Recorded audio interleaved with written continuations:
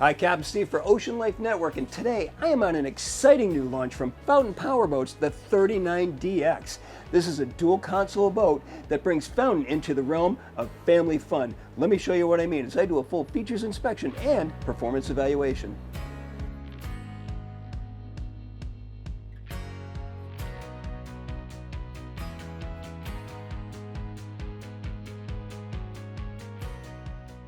First place I want to start is right here in this main deck area. I don't want to say cockpit because I want to encompass the whole space here.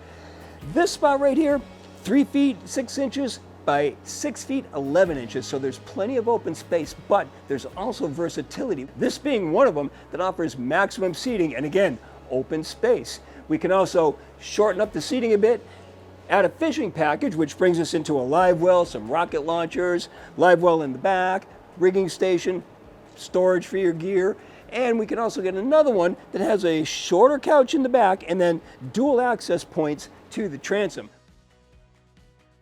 While we have that versatility, we also have a lot of open space. This is a very roomy boat. Part of that roominess comes from the fact that Fountain took full advantage of this boat's 11-foot 3-inch beam. This is the sport package that we've got in this seating arrangement right now. There's up to 3 different stitch patterns, and you can also pick the piping, or we can just go with a basic that's got 2 different colors. It's up to you. Most important aspect is all this is done in-house. And we can even add more to the comfort level of this area by extending the optional Shade awning. To the starboard side, take a look at this nice feature here, a standard dive door. Usually we see somewhere next to this, there's a ladder that you got to pull out of storage. This one here, look at this. You simply open up the deck hatch and out comes the ladder. How convenient is that?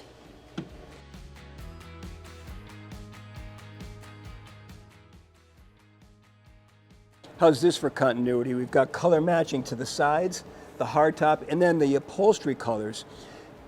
The hull color, well, hull number 1, they left it white because, well, it's kind of a blank canvas, but you can get up to 16 color choices and the graphics, the list goes on and on. So it's really rare that you're going to pick a choice and have it coming in the other direction from someone else. Pretty much what you see is a one-off every time.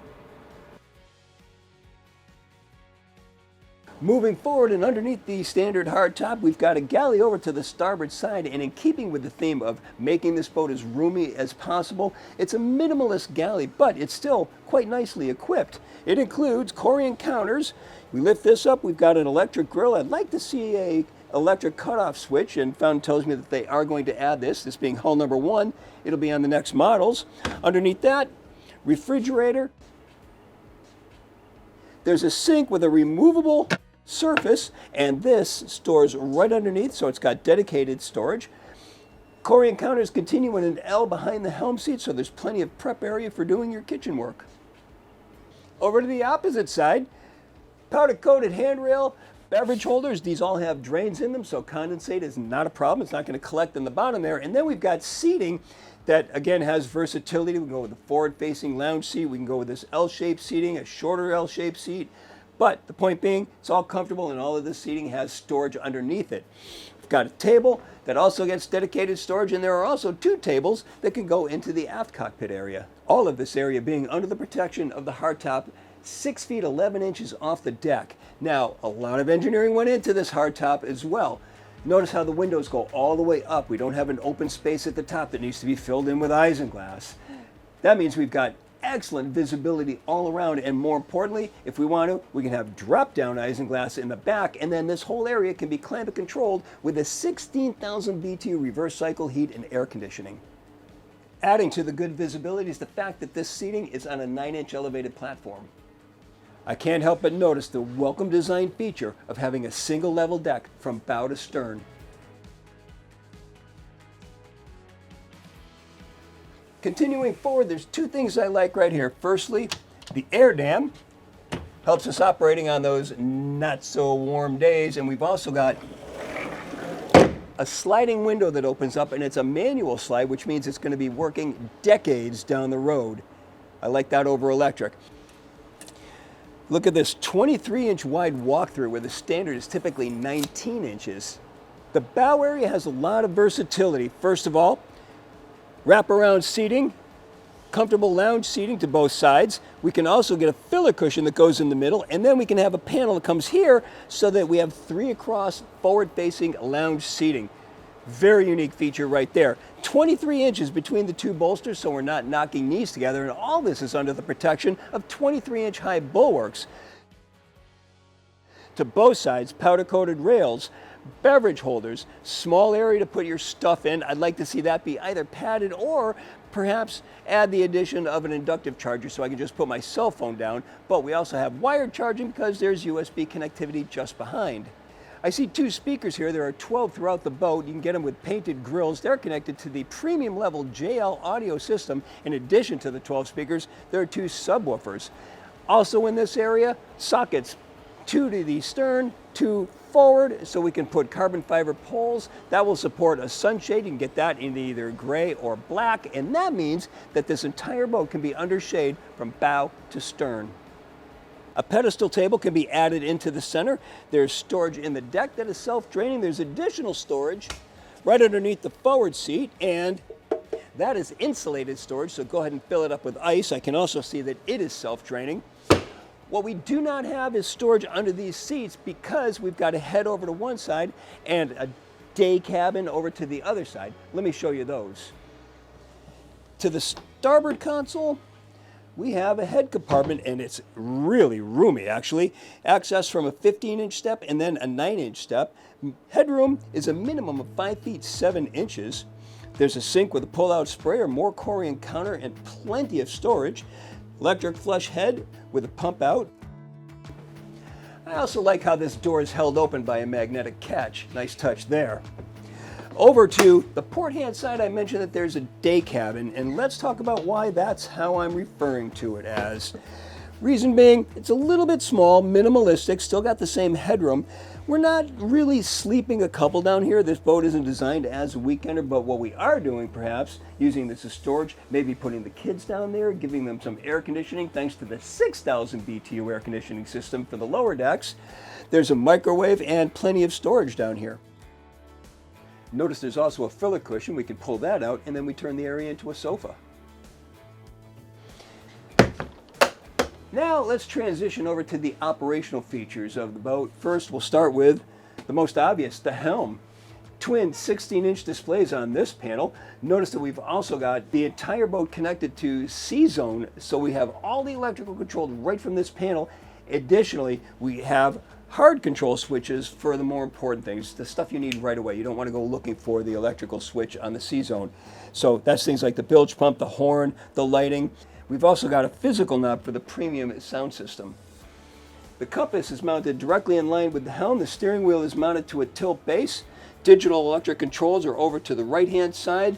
Trim tab controls just ahead of that. And I'm very happy to see that there's air conditioning vents pointing right to the operator. And again, that's connected to the 16,000 BTU air conditioning system.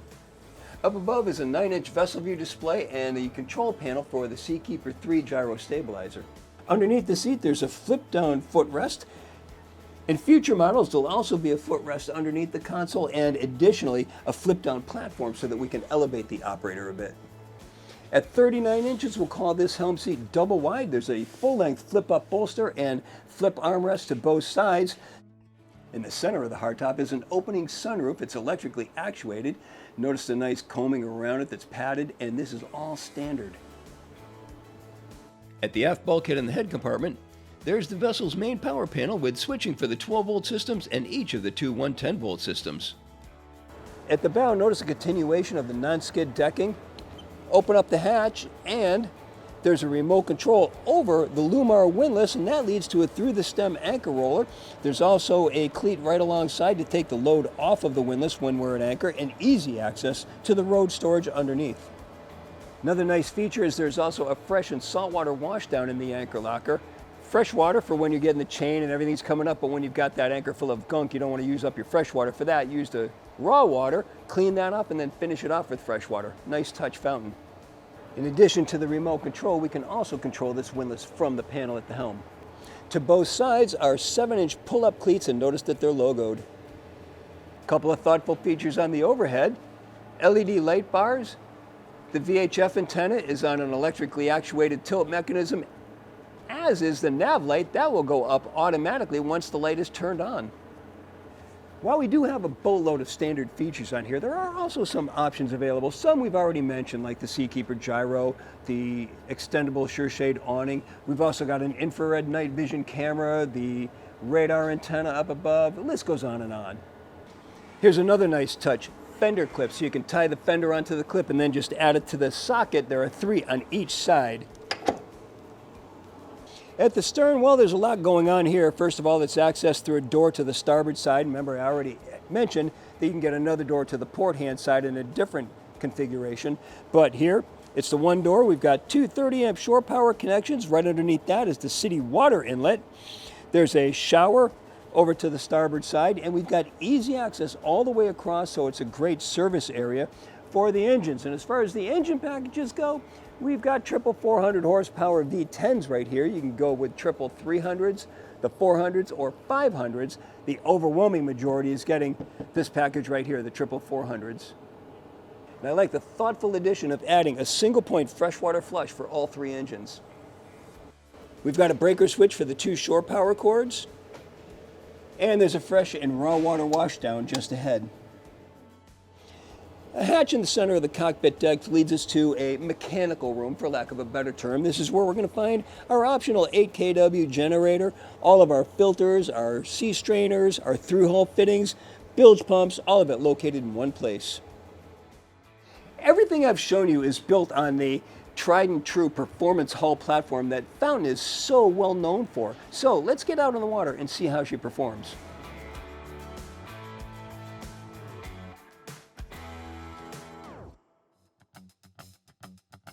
Fountain's 39DX has a length overall of 39 feet, a beam of 11 feet 3 inches, and a draft of 28 inches. By starting out with an empty weight of 16,000 pounds and adding 59% fuel plus 3 people on board during our test, we come up with an estimated test weight of 18,110 pounds. We had a triple set of 400 horsepower Mercury V10s, turning 16 by 25 Revolution X 4-bladed props, pushing those to a max of 6,400 RPM, and we were running at 70.4 miles per hour in one direction and 69.5 in the opposite direction. That means we had an average speed of 70 miles per hour. That's impressive in and of itself, but when we backed the throttles off to 4,500 RPM, we found our best economic cruise to be at 44.7 miles per hour. At that speed, the 44.8 gallon per hour fuel burn translated into 1 mile per gallon and a range of 382 miles, all while still keeping a reserve of 10% of our 425 gallon total fuel capacity in the bank. Now, if we read into this data a bit more, then we can see that this boat has a best cruise setting that's much faster than others we've tested and burns less fuel doing it. That's the benefit of a performance hull design.